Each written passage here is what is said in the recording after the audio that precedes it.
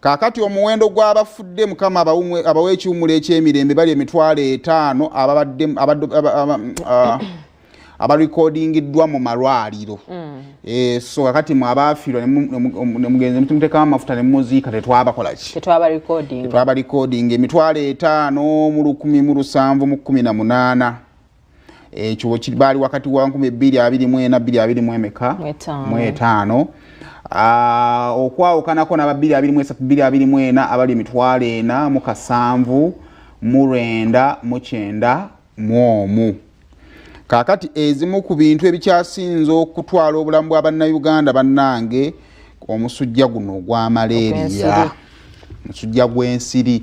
Abantu temukyayagalira ddala kusula mu butimba, temukyayagala kuslashinga, temukyayagala kufuuyira mwabivaako mbwe ensiri kati tebagala kusaawa slashinga oba kitwala nnyo ate kifaanana kyekyo nakweyagala okugaziya kyekyo banaye omusujja gw'ensiri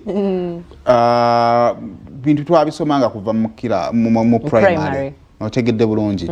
Ensiko ekulinaanye gisaawewo, ebintu tebikuŋŋaanya amazzi mu bijjeewo, naye byonna ebyo nga tubivuddeko musule mu butimba bw'ensiri ate buli treated. Yes, gavumenti yagezaako emabega kawugawa obutimba bw'ensiri mwabukozesa kukola nassale bedi mbukagumu oli akakuwaanira akatimba kano kulaba nassale bedi zange zenkafunye musigamu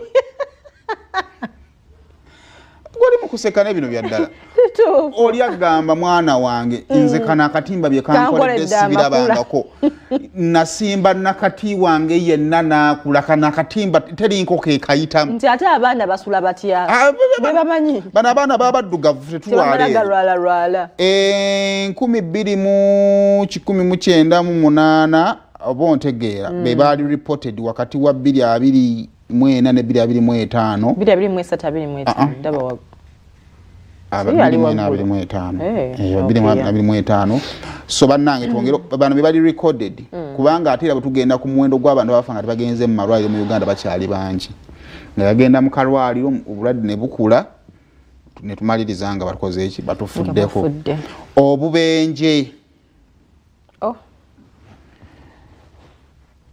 216 naye bagamba reported mu mukaaga reported unaggravated 5,000 buno bubenje abafudde ne babeera mu 5,000 waliwo obubenje nga bwo then abafiiridde mu bubenje ate bo nabeera mu 5,000 mu 1,000 bameka mu bana.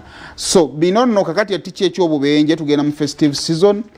Bagamba nti omwaka guba guli mu kusala naye nga tegusaze gwe mukwano oba weewuwo. So naye waliwo ebintu ebijja n'omwaka nga guggwako. Rushing is human. Nino okuddukako ewa mukadde mulabeko nga 24 kuba 25 nyinza obutabeerayo. Kakati ate njagala kudduka ate nkomewo ne Kampala nabo mbalabeko. Kakati yona batunga tebafuna leave ku mirimu nga ino okudda akole. Kakati gwe Katonda gwasaasidde n'akuwa ekidduka ekyo bane tugendeko mu garage.